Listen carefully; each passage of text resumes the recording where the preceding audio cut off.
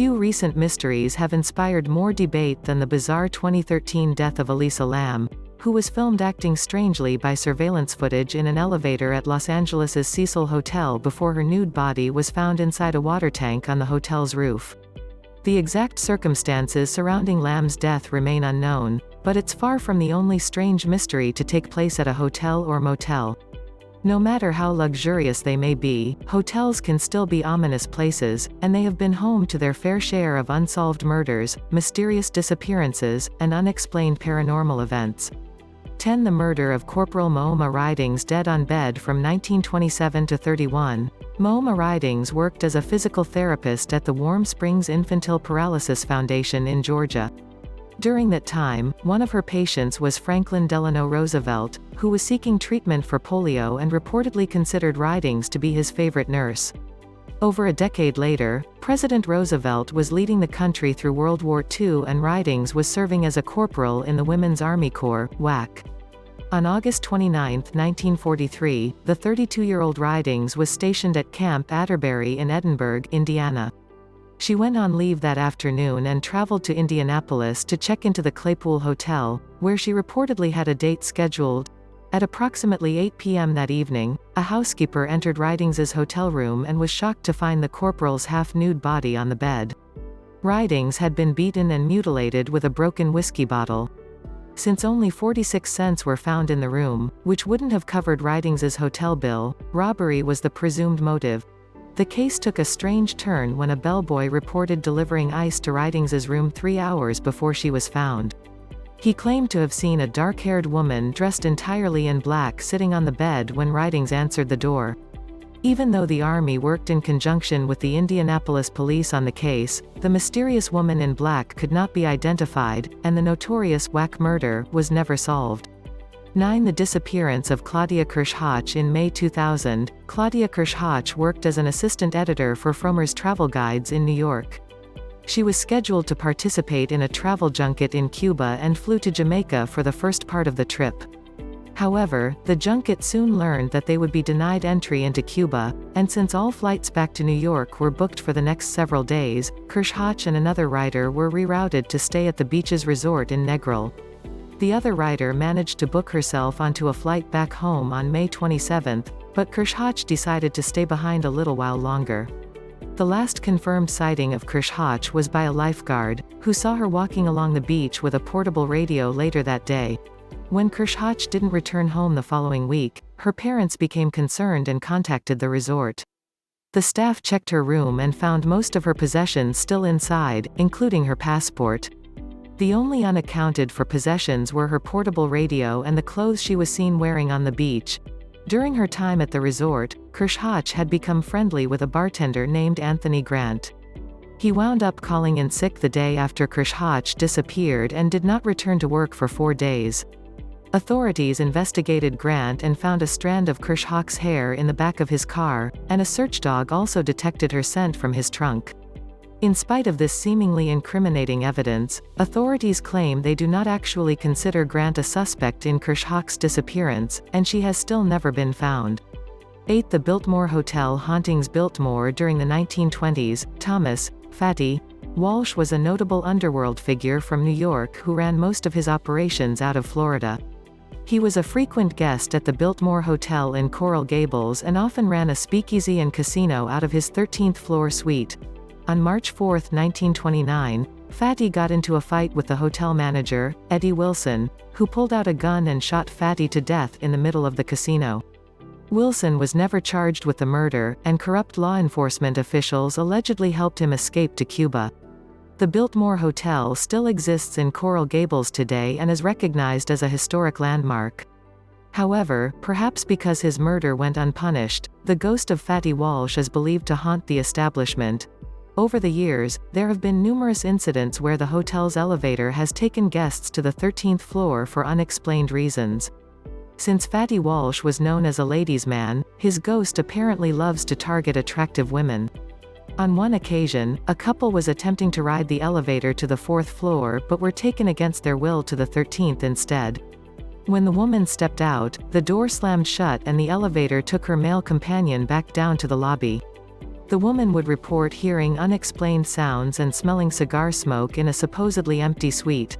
Believe it or not, Fatty's spirit is even believed to have targeted President Bill Clinton. During one of his trips, the president was staying in a 13th-floor suite and was planning to watch a football game. However, his television kept malfunctioning, and even though the staff could not find anything wrong with the TV, it just kept turning on and off by itself. 7. The murder of Effie McDonald. Dead hand. One of the most infamous serial killers of all time is the Boston Strangler, who murdered at least 13 women in the Boston area during the 1960s. Officially, the final Boston Strangler murder took place in January 1964, as he was eventually identified as Albert DeSalvo and captured in October of that year. However, a few months after that, another shocking murder took place in the New England region with a similar modus operandi. Effie McDonald was a 54-year-old chambermaid who lived in Bangor, Maine, and was employed at a hotel called the Bangor House. On the morning of March 18, 1965, McDonald showed up for work, and the last confirmed sighting of her took place around noon. During the afternoon, McDonald's coworkers became concerned when they couldn't find her anywhere. 2 days later, another chambermaid entered a guest room on the hotel's 3rd floor and found McDonald's nude body. She had been beaten and sexually assaulted before being strangled to death with a nylon stocking. The room had not been rented out for days, which allowed McDonald's body to go unnoticed for such a long period of time. Even though the crime did not take place in Boston, authorities could not ignore the similarities between McDonald's murder and the Strangler slayings but ultimately decided that they were not connected. However, years later, one of the detectives on the case announced that he had identified a prime suspect. This man had been a guest at the hotel and was seen going down some back stairs around the time of the murder, but police lacked sufficient evidence to make an arrest. After 50 years, the Bangor House strangling remains unsolved. 6. The disappearance of Jessica Kinsey. Suicide by gun. On December 26, 1995, 14-year-old Jessica Kinsey was supposed to be spending the day at a friend's house in her hometown of Union, Missouri. However, Jessica was picked up by 23-year-old Jimmy Hopkins, who paid his friend, Mark Henderson, to secretly drive them to Niagara Falls to get married. Jimmy told Mark that Jessica was pregnant with his child, but Mark noticed that Jessica seemed very quiet and morose during their trip. That night, they stopped at the Dollar Inn in Cloverdale, Indiana, where Mark and the couple checked into separate rooms. Mark claimed he heard violent noises from next door, but when he went over to investigate, Jimmy told him that he and Jessica were having rough sex together. When Mark woke up the next morning, he was surprised to see that his car was gone, and Jessica and Jimmy had disappeared. 2 weeks later, Mark's abandoned car turned up in Compton, California. It would be several months before Jimmy resurfaced in Union, but Jessica was not with him. Jimmy had been working at an ice cream parlor near Compton, and witnesses did report seeing him with a girl matching Jessica's description. When questioned by police, Jimmy gave several conflicting stories about Jessica's whereabouts and claimed that she had run off with a Mexican man named Capone. He even provided the address of a hotel that they supposedly lived at, but the place did not actually exist. Even though Jimmy's story did not hold up and he often taunted Jessica's family by claiming she was dead, there was never enough evidence to file charges. On April 12, 2008, Jimmy shot his wife to death before turning the gun on himself. He may have taken the truth about Jessica Kinsey's fate to his grave. 5. The mysterious suicide of Jeffrey Daniel. Do not disturb. On November 10, 1997, a man appearing to be in his late 30s checked into the Super 8 motel in Aiken, South Carolina. He paid cash to rent the room for 3 days but did not identify himself, telling the staff he wanted to leave all that behind. That night, the man ordered a pizza for his room but did not answer the door. A "Do Not Disturb" sign was seen hanging on the door with a handwritten message, "I'm not responsible for the consequences." 3 days later, the man was found dead inside his bathroom. He had committed suicide, but his method of death has never been released to the public. No identification could be found at the scene, and 2 bottles of antidepressants had their labels torn off, indicating that the mysterious guest wanted to conceal his identity. The investigation eventually learned that the man had stayed at a pair of local hospitals following a failed suicide attempt. He gave his name as Jeffrey Daniel, providing a social security number and a New York address. However, the SSN was fake, and the address did not check out. Even though another man named Jeffrey Daniel did actually live at a nearby address, he had no known connection to the victim. 2 weeks before his death, the unidentified guest checked into a different Aiken motel and made another suicide attempt by slashing his wrist and suffocating himself with cellophane wrap. Motel workers managed to save him and rush him to a hospital, but the man was very uncooperative during his stay and refused to share any information about himself before leaving. There are still no answers about why this mysterious man committed suicide or what his true identity might be.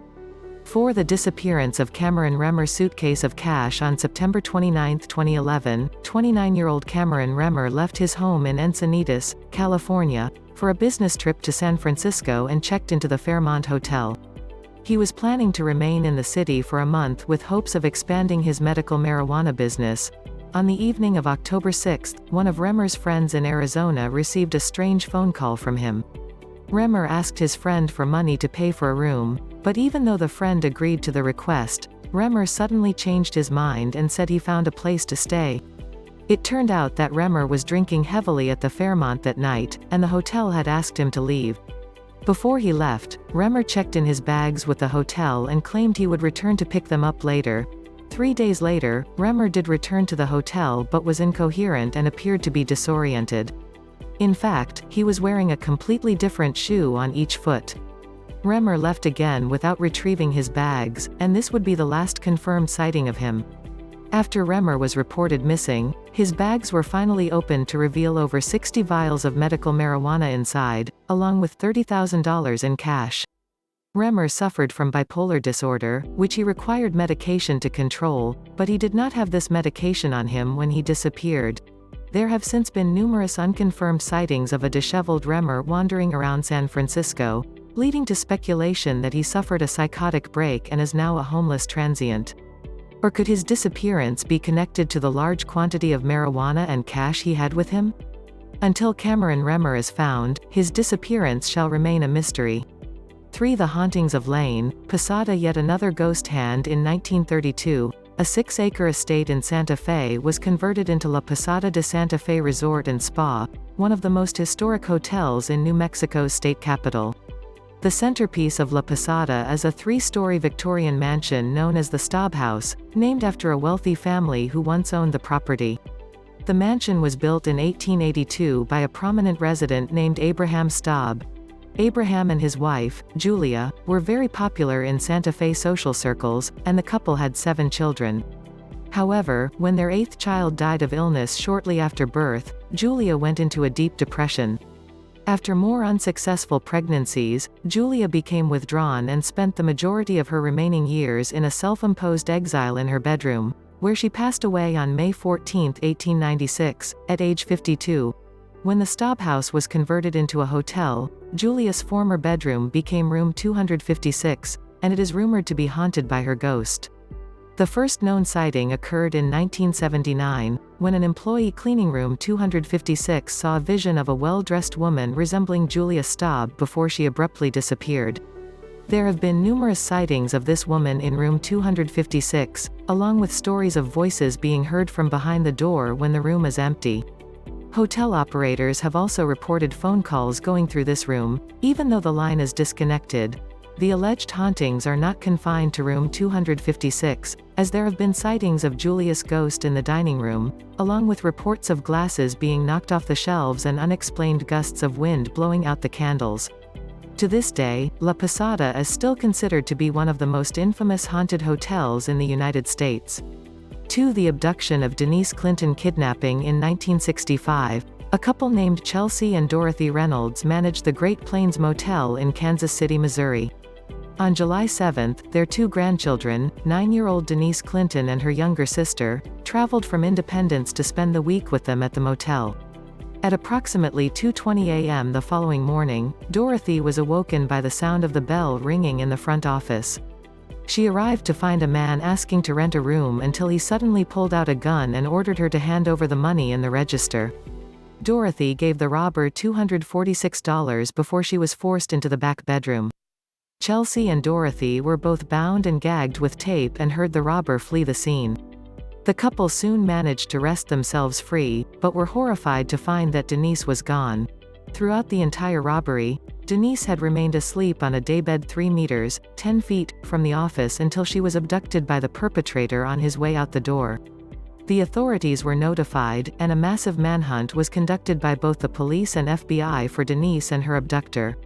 Even though Dorothy looked through numerous mugshots, she could not identify the man who robbed her.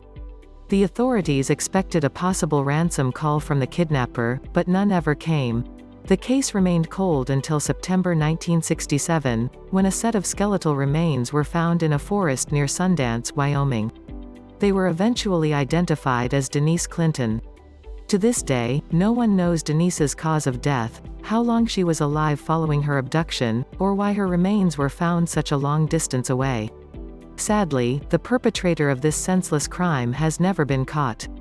1. The disappearance of Joseph Joe Ed. Edwards' abandoned car. Joseph Joe Ed.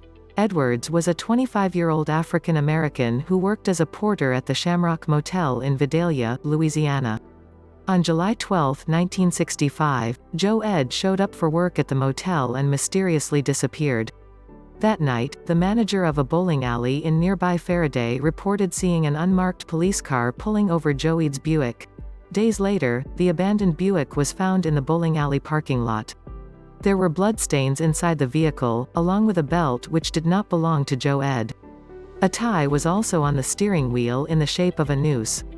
Joe Ed's disappearance just happened to take place 10 days after the Civil Rights Act of 1964 passed. Since racial tensions were high in Vidalia, it was theorized that Joe Ed became the victim of a vicious hate crime by the Ku Klux Klan.